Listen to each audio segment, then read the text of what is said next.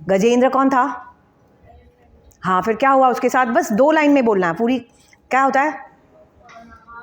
हाँ, वो नहा रहा था, तब क्या होता है? हाँ, फिर उस क्या करता है वो?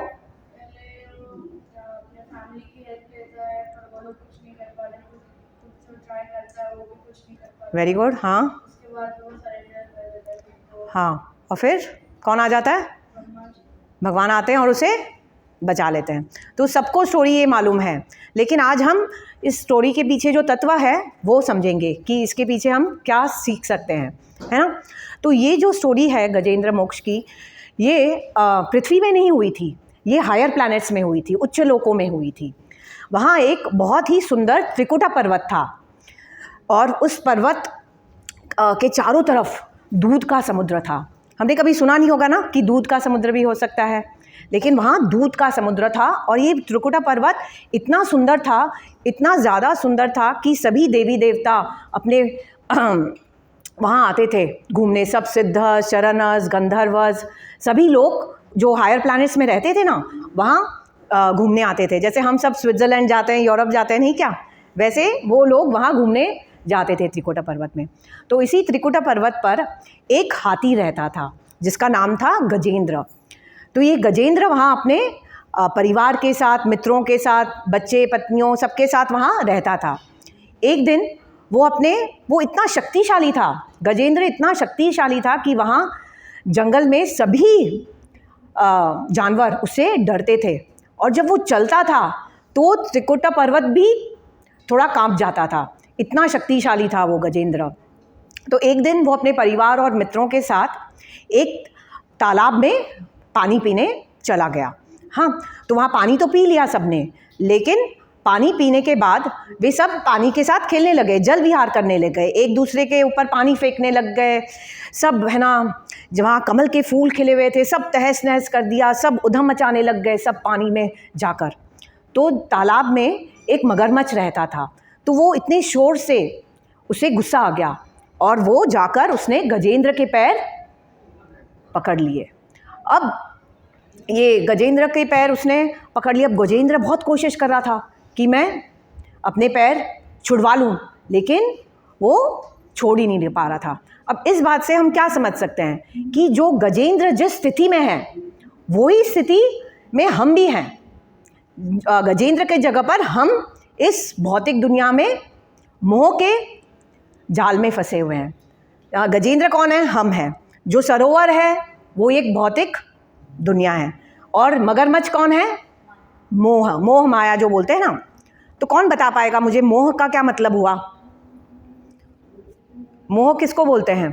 किसी के प्रति आसक्ति।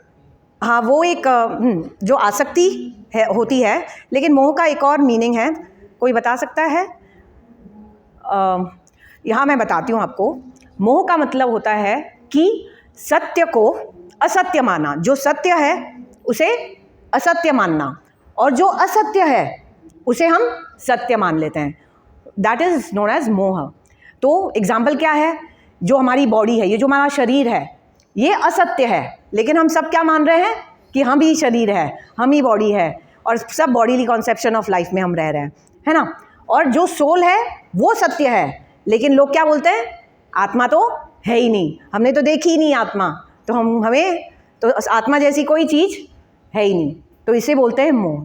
फिर लोग आजकल क्या कह रहे हैं कि राम और कृष्ण तो सिर्फ माइथोलॉजिकल फिगर्स हैं, हिस्टोरिकल फिगर्स हैं, सिर्फ पुराने ये किताबों के कैरेक्टर्स हैं, साधारण मनुष्य हैं, वो तो भगवान हो ही नहीं सकते। क्या बोल रहे हैं वो, है ना, लोग ऐसे ही बोल रहे हैं ना आजकल। और भगवान किसको बनाकर बिठा दिया है? कोई साधु बाबा को या साईं बाबा को उन्होंने भगवान घोषित कर दिया है। तो क्या कर रहे हैं उन लोग?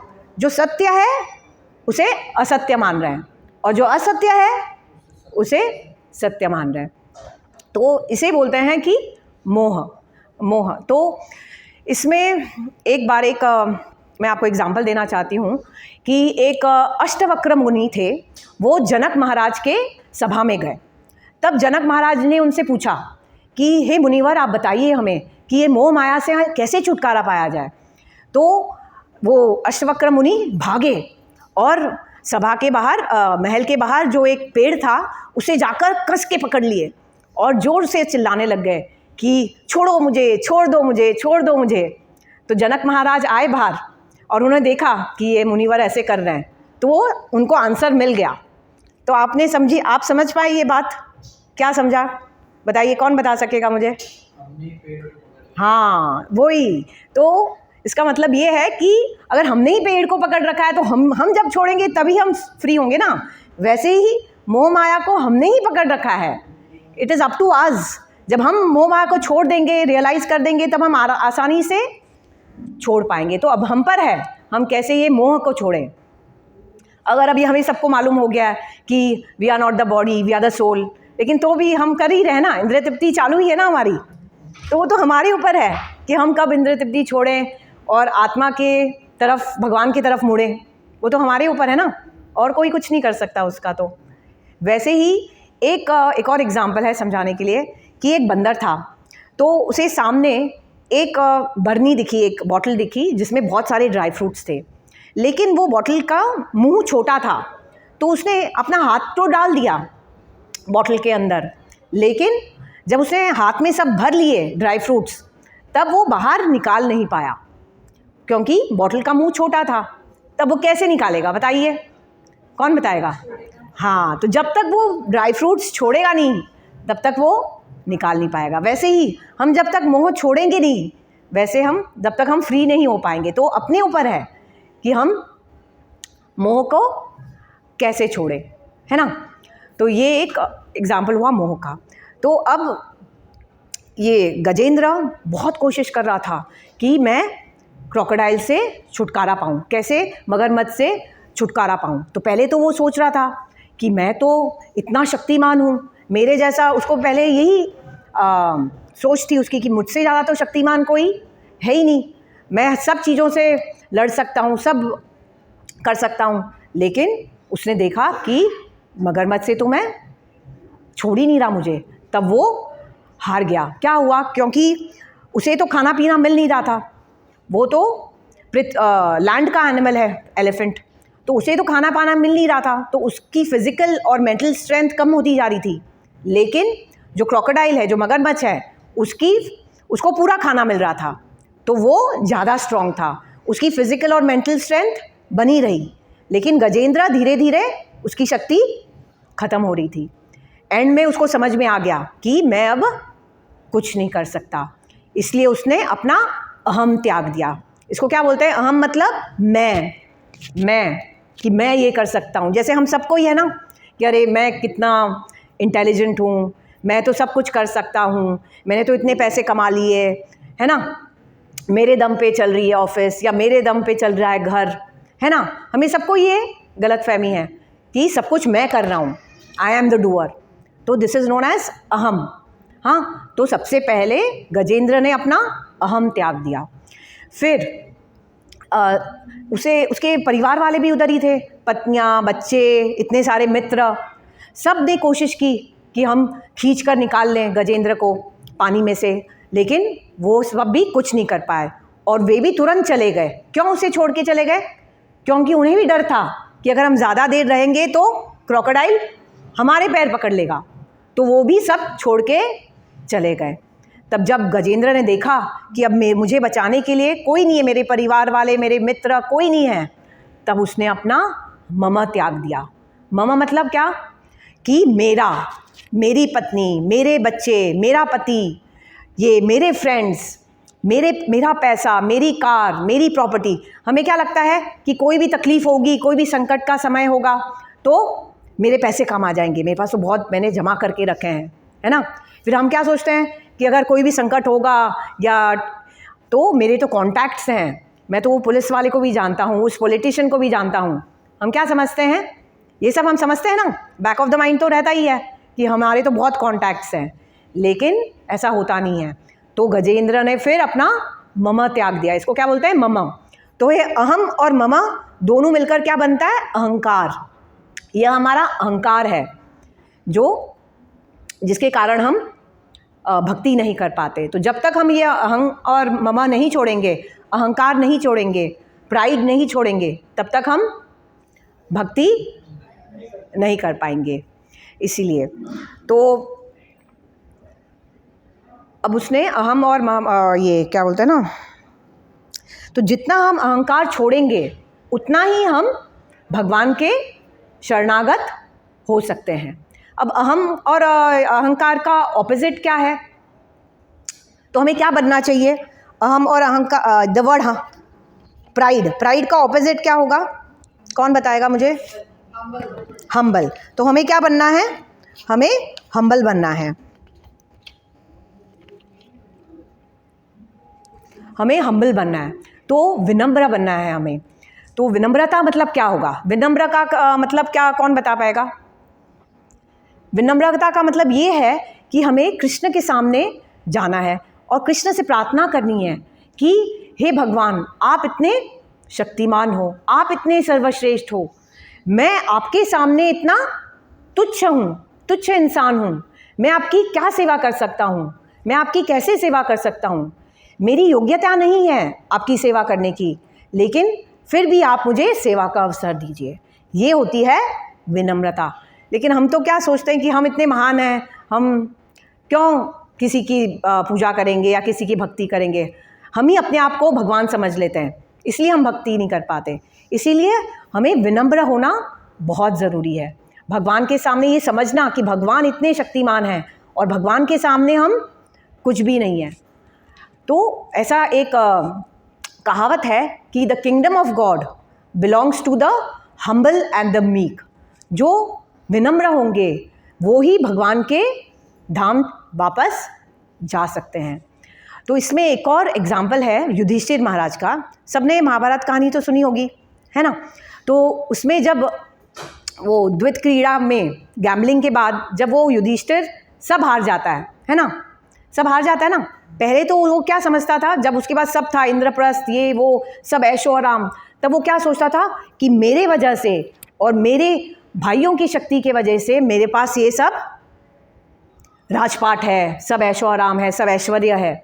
लेकिन जैसे ही वो द्वित क्रीड़ा में सब हार जाता है, वो समझ जाता है कि मेरा तो कुछ था ही नहीं, मेरा तो कुछ था ही नहीं, और जो भी कुछ अभी भी मेरे भाई है वो उतने ही शक्तिमान है, लेकिन तो भी मैं सब कुछ हार गया।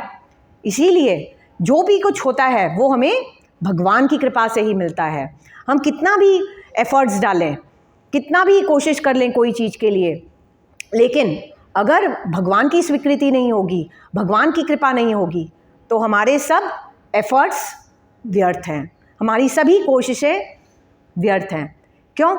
अभी जब कभी कभी ऐसा हमने देखा है कि डॉक्टर भी होता है, पेशेंट डॉक्टर के सामने ही रहता है, लेकिन तो भी मर जाता है। क्यों?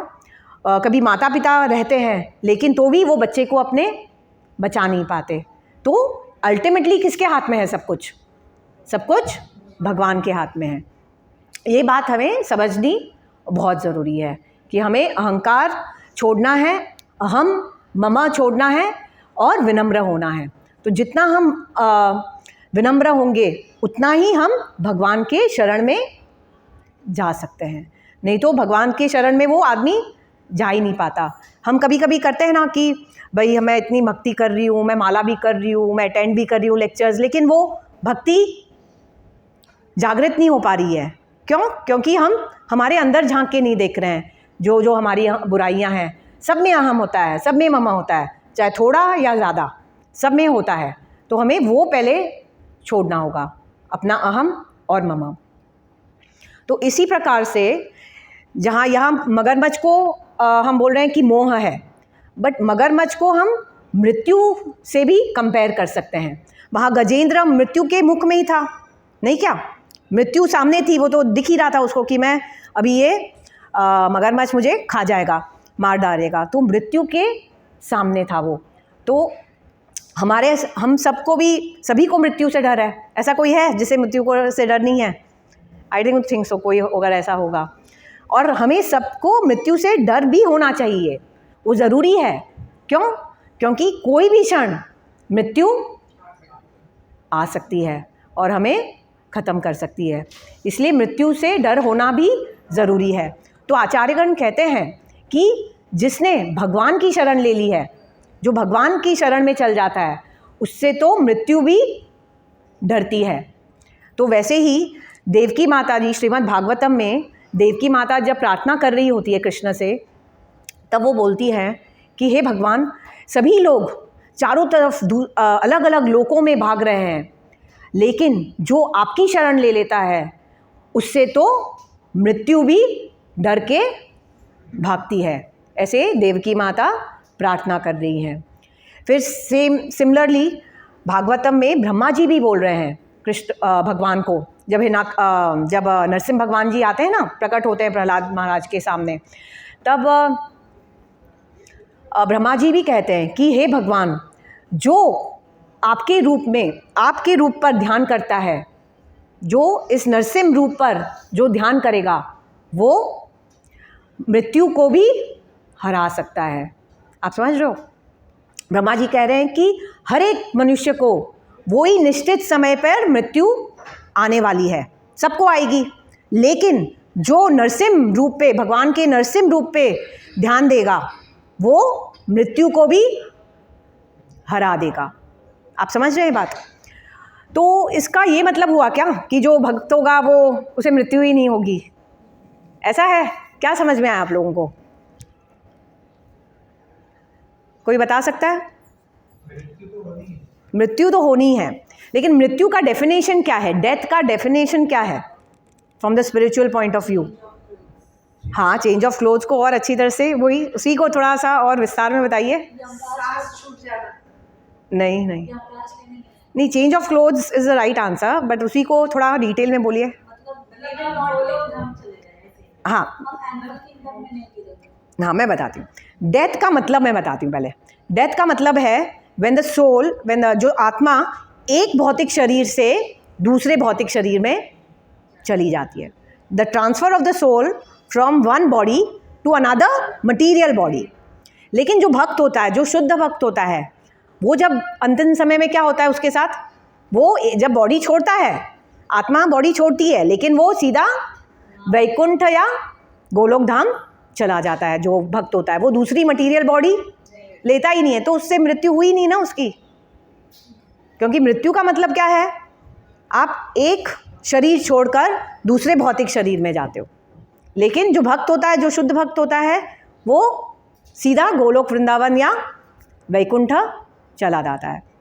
इसलिए एक तरह से उसकी मृत्यु होती ही नहीं है, वो मृत्यु पर विजय पा लेता है।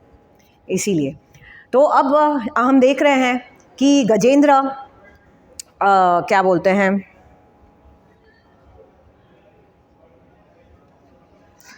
गजेंद्र और जो मगरमच्छ है, बोलते हैं कि उनकी लड़ाई जो हुई वो 1000 सालों तक चली। कितने सालों तक चली?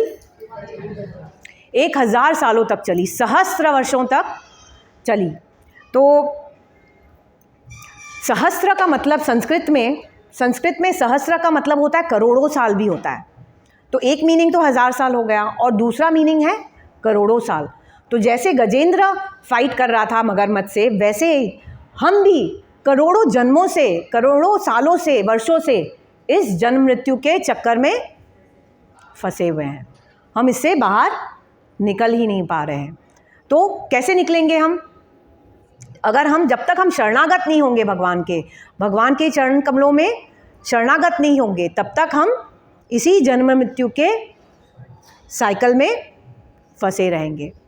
तब अब गजेंद्र को समझ में आ गया कि अब मेरे हाथ में कुछ नहीं है, मेरी शक्ति पूरी ख़त्म हो गई है। अभी मुझे बचा सकते हैं तो सिर्फ भगवान ही बचा सकते हैं। तो ये जो रियलाइजेशन हुआ उसको, ऐसे वो तो हाथी था, तो उसको ऐसा रियलाइजेशन कैसे हो सकता है? किसको मालूम है स्टोरी? अगर हाँ बोलो ना। हाँ, वेरी गुड। इसीलिए क्योंकि उन्होंने थोड़ी सी भक्ति की थी, क्योंकि जो हाथी था, गजेंद्र था, वो पहले जन्म में इंद्रद्युम्न महाराज थे, जो बहुत ही बड़े भक्त थे विष्णु भगवान के। तो क्योंकि उन्होंने थोड़ी सी भक्ति, उन्होंने बहुत भक्ति की थी पहले जन्म में, इसलिए भगवान ने उन पर कृपा की और गजेंद्र को वो प्रार्थना जो उसने पहले जन्म में सीखी थी वो उसे याद आ गई।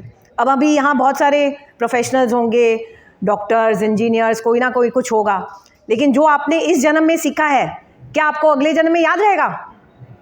आपको फिर से ABCD से शुरू करना पड़ेगा, है ना।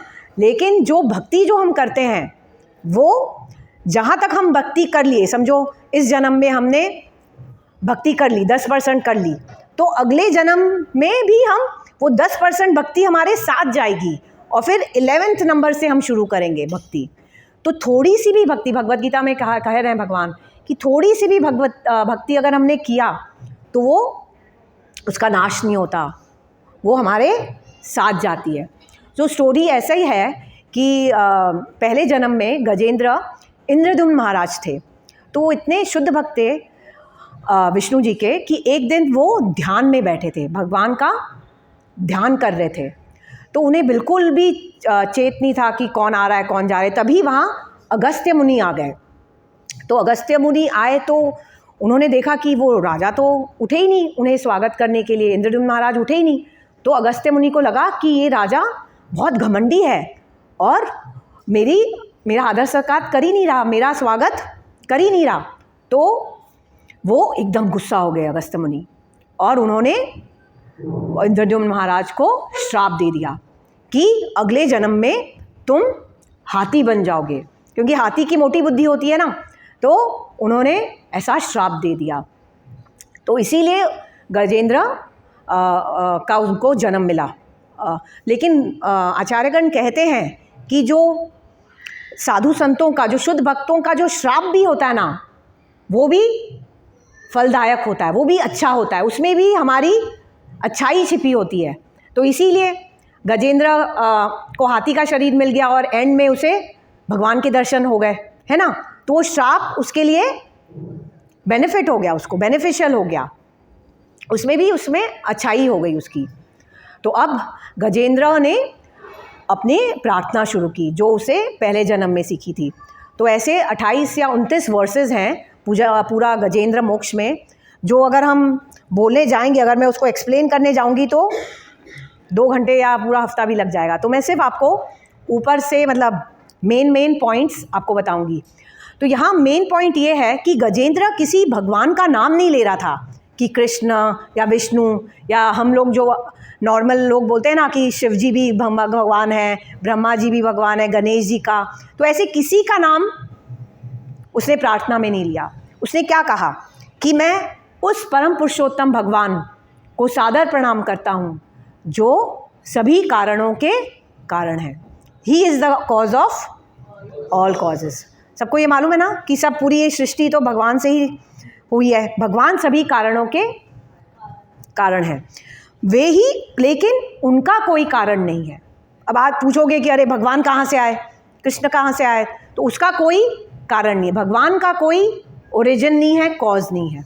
हाँ, फिर वो बोल रहे हैं गजेंद्र बोल रहा है कि आप इस भौतिक शरीर में मौजूद हो, इसीलिए यह शरीर काम कर रहा है। आप सभी को मालूम है कि हमारे अंदर कौन है, एक आत्मा भी है और एक परमात्मा भी है। 2 आत्माएं हैं।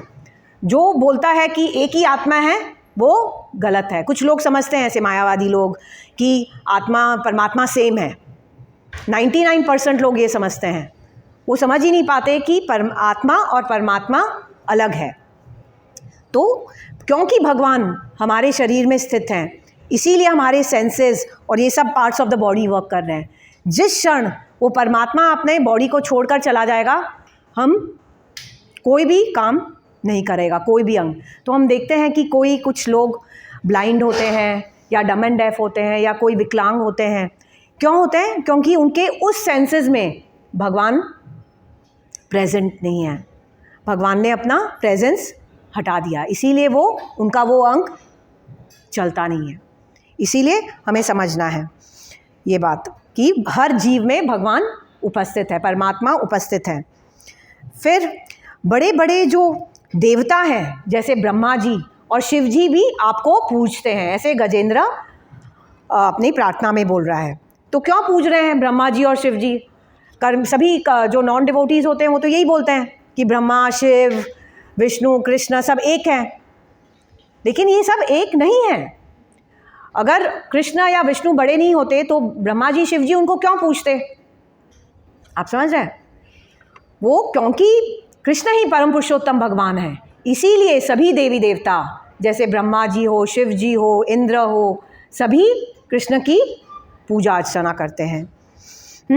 आप हर एक जीव के हृदय में बसे हो, हर वस्तु आपके ऊपर टिकी हुई है, आपसे ही प्रत्येक वस्तु उत्पन्न होती है, आप ही सृष्टि का पालन करते हो और आप ही सृष्टि का संहार करते हो।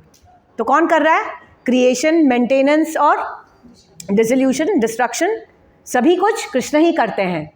क्रिएशन से पहले भी कृष्ण थे और डिसोल्यूशन के बाद भी कृष्ण ही हैं। हम नहीं रहते, क्रिएशन से पहले हम मतलब मैनिफेस्ट फॉर्म पे नहीं रहते, पहले कृष्ण ही रहते हैं, फिर वो पूरी सृष्टि की रचना करते हैं। मैं उस भगवान की शरण लेता हूँ जो आत्मनिर्भर है। आत्मनिर्भर का मतलब क्या है? स्वराट, इंडिपेंडेंट। भगवान किसी के ऊपर निर्भर नहीं है, उन्हें जो करना है वो कर सकते हैं, वो कोई उन्हें रोक नहीं सकता किसी भी तरह से, है ना। कृष्ण जिसको बचाना चाहते हैं उसे कोई नहीं मार सकता, और जिसे कृष्ण मारना चाहते हैं उन्हें कोई नहीं बचा सकता। ये बात समझना बहुत ज़रूरी है। आप ही परम साक्षी हो, भगवान ही परम साक्षी है, वो बैठे हैं हमारे हृदय में, और हर एक चीज़ जो हर कार्य कर रहे हैं, गलत सही जो हम कर रहे हैं, उसके साक्षी विटनेस कौन है? परमात्मा है, भगवान है। हम सोचते हैं कि अरे हम ये गलत काम कर रहे हैं, कोई नहीं देख रहा, लेकिन भगवान जो हमारे हृदय में बैठे हैं वो हर एक चीज़ नोट डाउन कर रहे हैं, विटनेस कर रहे हैं। आप ही अद्भुत कारणम हो। यहाँ क्या बोल रहे हैं? गजेंद्र भगवान को क्या बोल रहे हैं? कि आप अद्भुत कारणम हो। तो इसका क्या मतलब हुआ? अद्भुत कारणम मतलब कि भगवान एक हैं, वो पूर्ण हैं, लेकिन उन्हीं के अंदर से इतने करोड़ों ब्रह्मांड निकलते हैं, है ना। फिर वो पूरे करोड़ों ब्रह्मांड में वो सब ऐश्वर्य, ऑप्युलेंसेस, सब कुछ वो भर देते हैं, प्रकृति से सब कुछ भर देते हैं। लेकिन ये सब कुछ भरने के बाद भी, यह पूरा पृथ्वी रचने के बाद भी, ब्रह्मांड रचने के बाद भी भगवान पूर्ण रहते हैं, उनमें कोई कमी नहीं होती है। कमी होती है उनसे? कमी नहीं होती। वो हज़ारों करोड़ इन्फिनिट ब्रह्मांड बनाते हैं, लेकिन उनमें कोई कमी नहीं होती है। इसीलिए हम उसे बोलते हैं कि वे अद्भुत कारणम है। ये इतनी अद्भुत बात है ना, इसीलिए हम बोल रहे हैं कि वो अद्भुत कारणम है। अगर आज मैं आपको 1000 रुपया दे दूँ, अगर आप खर्च करोगे तो एंड में 100-200 रुपये बचेंगे ना। ऐसा तो हो ही नहीं सकता कि आपने 10 चीज़ें खरीद ली और फिर भी आपके पास 1000 रुपये बच गए। लेकिन भगवान के साथ ऐसा नहीं है। वो सब कुछ देने के बाद भी, बनाने के बाद भी भगवान पूर्ण है। भगवान आप ही प्रकृति के तीनों गुणों से परे हैं। तो कौन बताएगा 3 गुण कौन से हैं प्रकृति के? हाँ, सतोगुण। तो कुछ लोग समझते हैं, कुछ लोगों की ऐसी सोच है कि कृष्ण आए हैं, राम आए हैं, तो इनकी भी मटीरियल बॉडी ही है, भौतिक शरीर ही है उनका, वो भी हमारे जैसे मनुष्य ही हैं। लेकिन ऐसा नहीं है। भगवान ये तीनों गुणों से ऊपर है, वे सत्व गुण में है ना, विशुद्ध सत्व जिसे बोलते हैं। वे टोटली हायर ट्रांसेंडेंटल लेवल पे है। वो हमारे जैसे साधारण मनुष्य नहीं है। उनका जो शरीर है वो सच्चिदानंद है, full of knowledge, eternity and bliss. हमारे जैसा नहीं है। उनकी आत्मा और शरीर में कोई फर्क नहीं है, इसीलिए वो हम बोलते हैं कि वे सच्चिदानंद विग्रह हैं। तो आप सभी जीवों को समान रूप में देखते हैं। भगवान किसी को अलग अलग नहीं देखते कि ये मेरा भक्त है तो मैं इसको ज़्यादा दे दूँ, ये मेरा भक्त नहीं है। वो सभी को एक समान देखते हैं। जो असुर होता है उसे भी उतना ही कृपा देते हैं, जो देवता होते हैं उस पर भी उतनी ही कृपा देते हैं। तो इसका एग्जाम्पल क्या हो सकता है?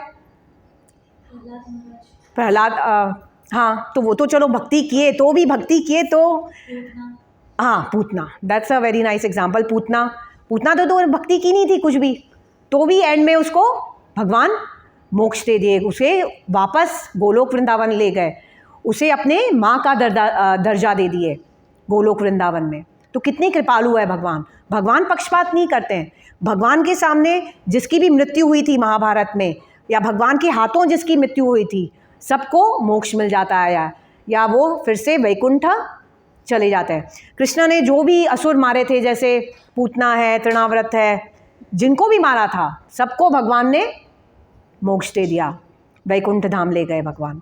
तो भगवान सभी को समान रूप में देखते हैं। भगवान सभी के सुहृत हैं, वेल विशर। सुहृत का मतलब क्या है? Well wisher. और सुहृत का एक्चुअल मीनिंग क्या है? जो आपकी भलाई 24 घंटे सोच रहा है, जो आपका भलाई के लिए दिन रात सोच रहा है, वो उसे बोलते हैं सुहृत। जो फ्रेंड होता है वो तो टेम्पररी होता है, वो तो थोड़ा बहुत जितना उसकी कैपेसिटी होती है वो आपको हेल्प कर सकता है। लेकिन भगवान सुहृत हैं, वो कोशिश कर रहे हैं कि कब हम सब जो उनके बच्चे हैं वापस उनके पास वैकुंठ लोक जाए। हम तो मुड़ ही नहीं रहे हैं भगवान की तरफ, लेकिन भगवान को ज़्यादा चिंता है दिन रात कि कब ये सभी मेरे बच्चे मेरे पास वापस आएंगे। और वो कोशिश करते रहते हैं, हमारे लिए गुरु भेजते हैं ताकि हमें सही ज्ञान मिल सके और हम फिर से भगवत धाम जा सकें। तो भगवान हमारे सुहृत हैं। आपकी अंतरंग शक्ति से आप अनेक अवतारों में प्रकट होते हैं, जैसे राम, नरसिम्हा, ऐसे अनेक अवतार में भगवान आते हैं ना। अपने अंतरंग शक्ति से, इंटरनल पोटेंसी से भगवान आते हैं। तो कौन कौन बताएगा? एक एक अलग अलग भगवान के। एक राम हो गए, नरसिम्हा, और अवतार कौन से हैं भगवान के? मत्स्य अवतार, वराह अवतार, कूर्म अवतार, वामन अवतार, और विष्णु के भी अलग अलग अवतार, विष्णु के भी अवतार होते हैं, जैसे कृष्ण, परशुराम। ऐसे भगवान के अन्य अवतार भगवान लेकर आते हैं ताकि हम उनकी लीलाएं सुन सकें और जान सकें कि कौन एक्चुअली भगवान है। आप ही मोक्ष प्रदान करते हो। यहाँ गजेंद्र क्या कह रहा है कि भगवान को बोल रहा है कि आप ही मोक्ष प्रदान करते हो। तो गजेंद्र भगवान से कह रहा है कि हे भगवान, मैं एक हाथी के शरीर में फंसा हुआ हूँ। ये हाथी के शरीर में अंदर भी अज्ञानता है और बाहर भी अज्ञानता है। मुझे केवल ये मगरमच्छ से बचना नहीं है, मुझे इस जन्म मृत्यु के चक्कर से निकालिए आप समझ रहे हो? तो जन्म मृत्यु के चक्कर से निकालिए मतलब क्या हुआ? मुझे मोक्ष प्रदान कीजिए। तो मोक्ष कौन दे सकता है?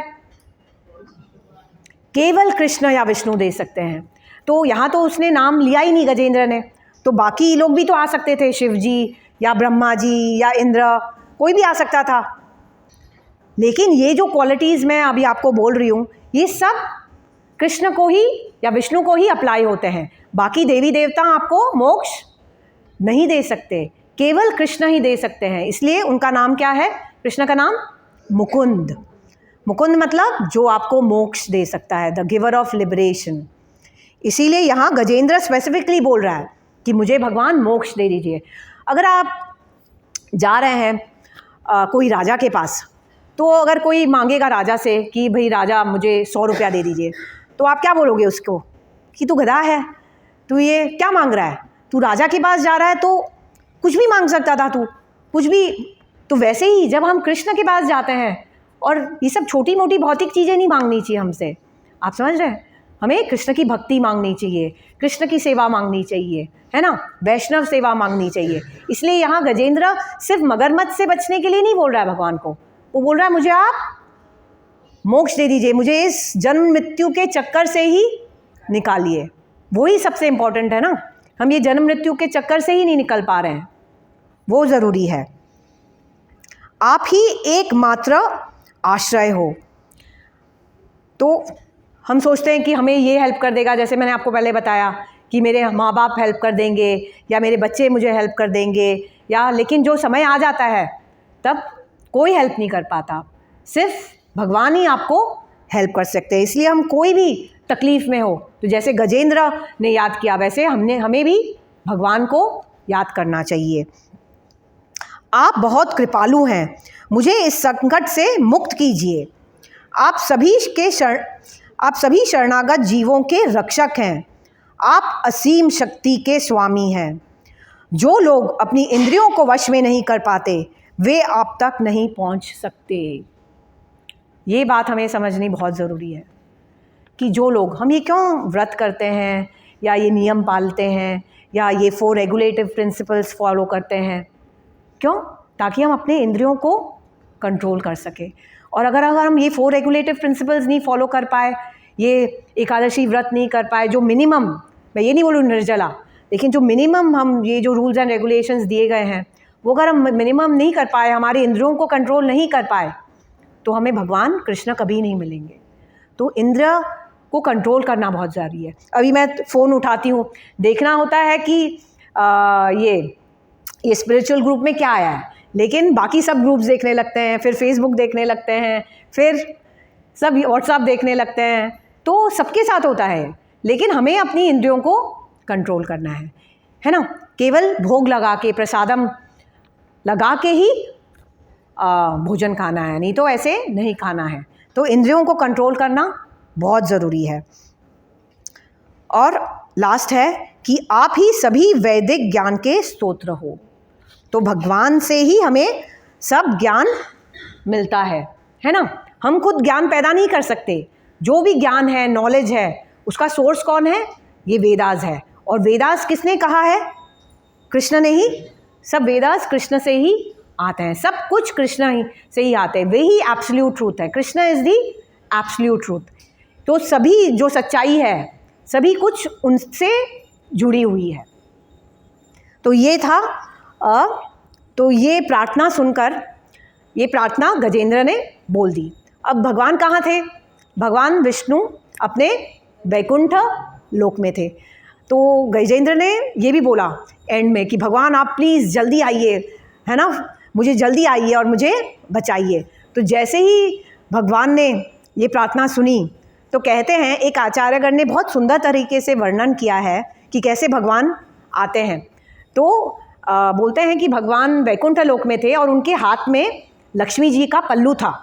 लेकिन जैसे ही उन्होंने गजेंद्र की प्रार्थना सुनी तो वो सोचे ही नहीं, बिना चप्पल पहने और लक्ष्मी जी का पल्लू हाथ लिए वो भागे। तो भगवान भागे तो भी लक्ष्मी जी को भी भागना पड़ा पीछे पीछे, क्योंकि उनके हाथ में पल्लू था। तो लक्ष्मी जी बोली रुको रुको, लेकिन भगवान बोले नहीं, गजेंद्र बुला रहा है मुझे। तो you should just imagine that scene कि भगवान भाग रहे हैं। तो भगवान गरुड़ के ऊपर भी नहीं बैठे, कहते हैं। और तो गरुड़ पीछे से बोला कि अरे भगवान, मैं भी, आप बैठी मेरे ऊपर, आप ऐसे ही क्यों भाग रहे? बोले नहीं, टाइम नहीं है, मेरा भक्त मुझे बुला रहा है। तो गरुड़ भी पीछे पीछे भागा कि अरे भगवान को मदद तो करनी पड़ेगी।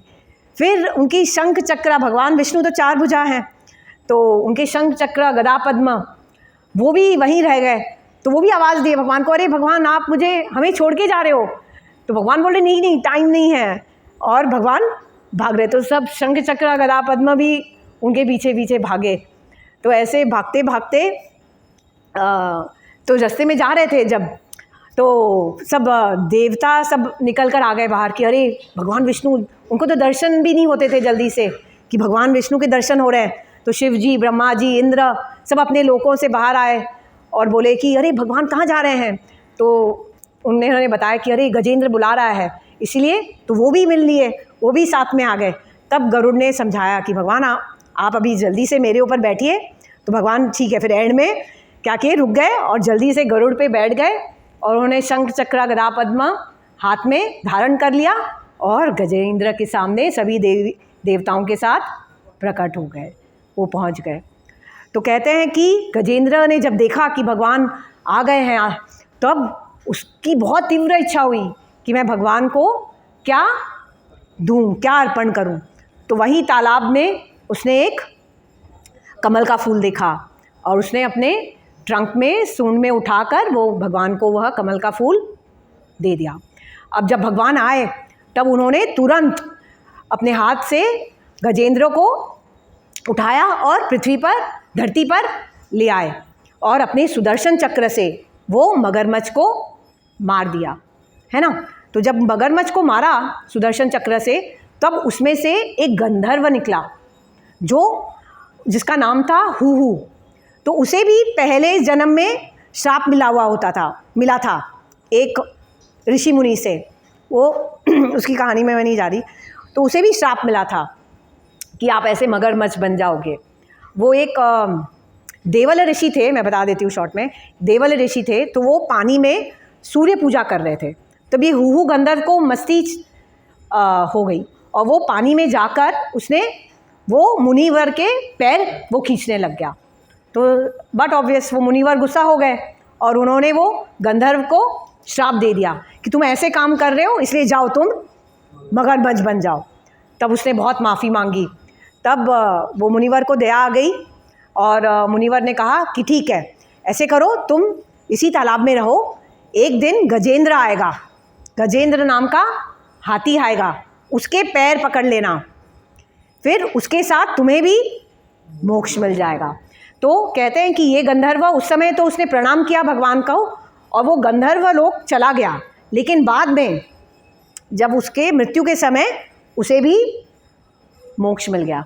इसलिए कहते हैं कि हमेशा भक्तों के साथ जुड़े रहना चाहिए। आपसे भक्ति नहीं हो रही तो भी अगर आप भक्तों के साथ जुड़े रहेंगे तो आपके भी नैया पार हो जाएगी, है ना। तो सोचिए, मतलब गजेंद्र के साथ भगवान ने उसको भी मोक्ष दे दिया। अब क्योंकि भगवान ने गजेंद्र को छू लिया था, तब तुरंत उसे सारूप्य मुक्ति मिल गई। सारूप्य मुक्ति मतलब क्या, कौन बताएगा? हाँ, विष्णु दूत का जो विष्णु भगवान का जो रूप होता है वो सेम रूप गजेंद्र को मिल गया। सिर्फ 2 डिफरेंस होता है कि कौस्तुभ मणि नहीं होती है और श्रीवत्स का चिन्ह नहीं होता है। बाकी सब शंख चक्र गदा पद्म सब स्वारूप्य मुक्ति में मिल जाता है इंसान को, है ना। तो भगवान को वो प्रणाम करता है गजेंद्र और फिर भगवान स्वयं उसको अपने गरुड़ में बिठाकर फिर से वैकुंठ धाम ले जाते हैं। तो कहते हैं कि जो ये कहानी श्रद्धा से सुनता है उसे उसके सभी भौतिक क्लेश और बंधन सभी खत्म हो जाते हैं और अंत में उसे भगवत धाम की प्राप्ति हो जाती है। और आचार्यगण ऐसे भी कहते हैं कि हर रोज़ सुबह, अगर हम सुबह उठते से ही सबसे पहला आना चाहिए ये पूरा दृश्य कि भगवान गरुड़ के ऊपर आ रहे हैं, सभी देवी देवता के आ रहे हैं, त्रिकुटा पर्वत है, तालाब है, गजेंद्र है, मगरमच्छ है और कैसे भगवान सुदर्शन चक्र चला रहे हैं और गजेंद्र को बचा रहे हैं। रोज़ सुबह जो भी ये दृश्य, सिर्फ 10 सेकंड लगेगा आपको, जो भी यह दृश्य को याद करेगा उसका पूरा दिन शुभ जाएगा, ऑस्पिशियस रहेगा और वह सभी पापों से मुक्त हो जाएगा धीरे धीरे। तो इस गजेंद्र मोक्ष की यह महात्म्य है।